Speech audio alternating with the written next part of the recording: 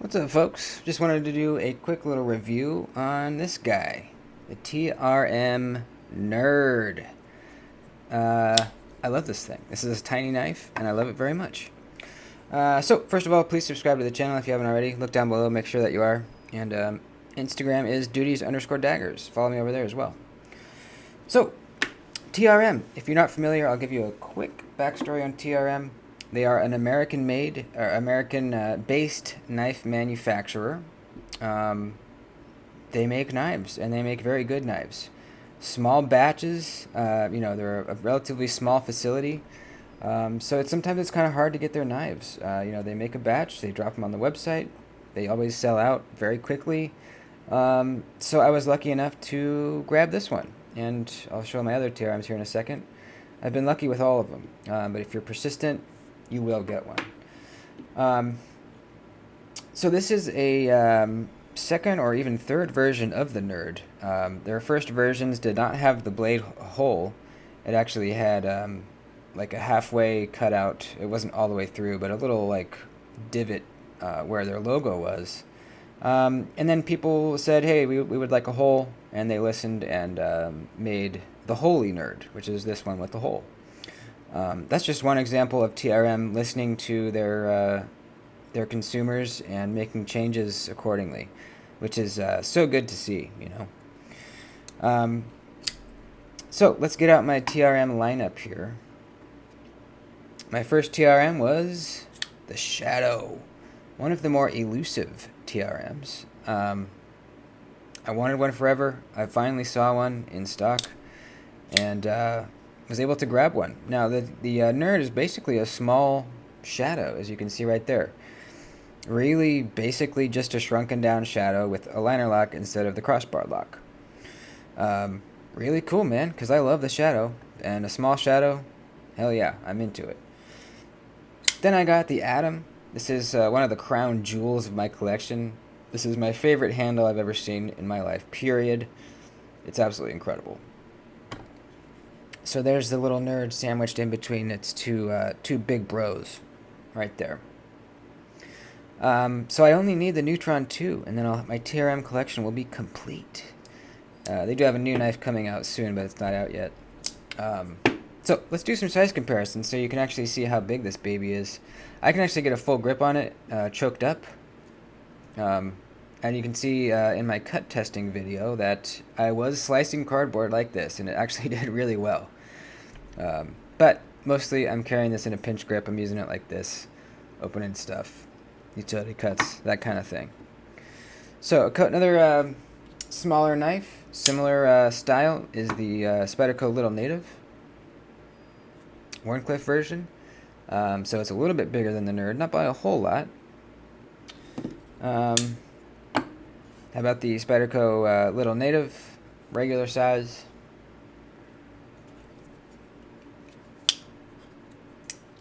How about the Civivi Cubit? And how about the CJRB Pyrite Warney? Both bigger, obviously. I'm just trying to get out some knives that you guys might have, so you can tell the size. The Rat 2 Civivi Elementum. And let's do some other tiny guys. How about Kershaw Launch 10?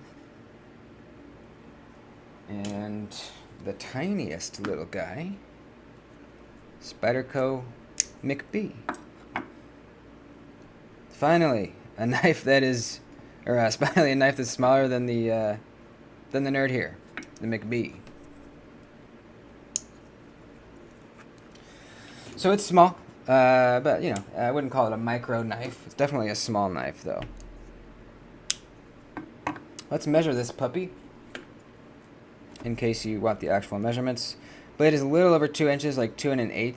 The actual cutting edge is about the same, 2 1/8. The handle is about 3 3/8 of an inch, and overall we are looking at about 5.5 inches, a little bit over 5.5 inches. All right, last bit of measurement here. What is it behind the edge? The blade stock thickness, however, is the same as all the other TRMs, which is 0.8, or 0.08, I mean. 0.089 to be exact. So almost 0.9. Yeah, 0.088. And that's going to be the same on all of these guys. Yep, 0.089. 0.089. So they use the same blade stock on all their stuff, which is great because it's a very thin blade stock. Compared to most folding knives, this is quite thin, meaning that they are amazing slicers.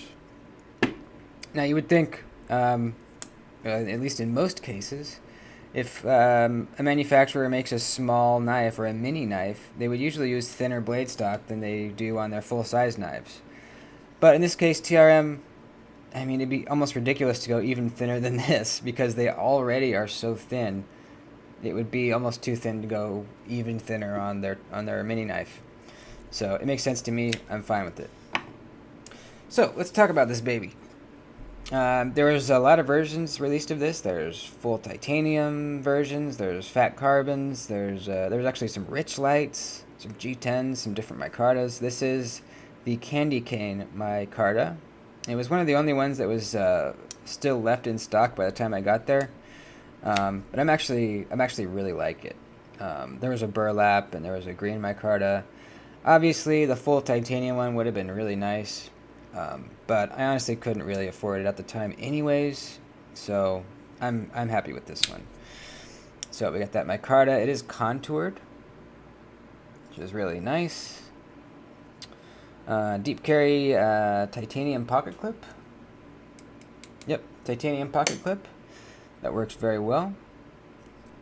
Nice stonewash on the blade. Love that deep etch on their logo there. It's like actually etched deeply in there, which is you don't really see a whole lot. And then on the other side, TRM USA in Magna Cut. Magna Cut. This is my first TRM in Magna Cut. My other two are in 20CV, which I need to make known that this 20CV on these TRM knives is better than any 20CV I've ever experienced, or M390. They're basically the same thing. It is incredible the difference between actually, correctly hardened and tempered 20CV compared to some trash 20CV or M390. It's amazing. It is a noticeable difference in edge retention. It's crazy.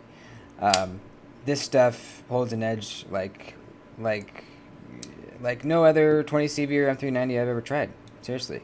So, judging from that, I'm sure they did an excellent job on this Magna Cut. I'm not sure exactly what the HRC is. I'm sure I could find out. I just haven't looked, but I'm sure it's perfect. Interesting kind of sheep's footy blade, but with some belly. It's kind of the best of both worlds, really. You have a low tip for utility cutting, but also some belly for like when you need to do a little bit of rocking motion for like a, I don't know, food prep kind of chopping situation, or whatever else you would need belly for. It's kind of a best of both worlds blade shape, and another reason why I like the Shadow so much, because it's the same blade shape.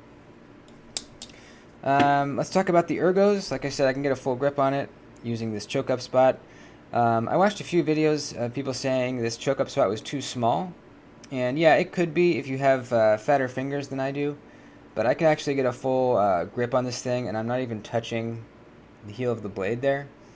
I can make sure that I'm back and not touching it while I cut cardboard, so that's great.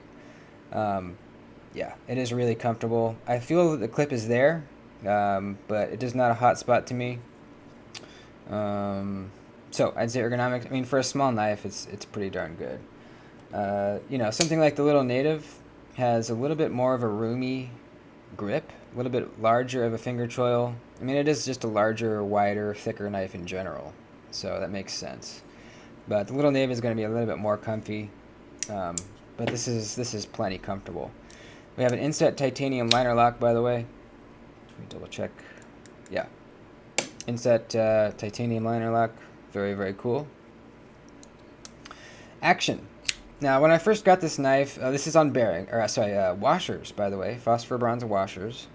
So you're not going to get like drop shed action. not it's not bearing action. It's washer action.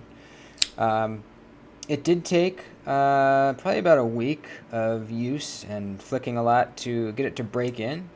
When I first unboxed it, the reverse flick was a little bit difficult. Now that I'm used to it and now that it's broken in, I can rocket this thing out no problem.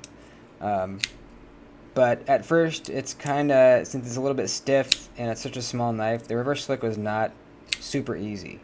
So if you get one and you're frustrated, just give it a little time to break in. Get used to how to flick the knife. It's not like a bigger knife. You just have to, get used to it. So I'm very happy that now it has broken into a point where, super easy reverse flick. It pops out with authority. It's not like a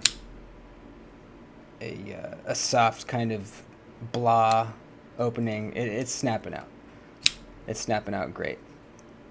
Access to the liner lock is decent. They give you some pretty good room in there.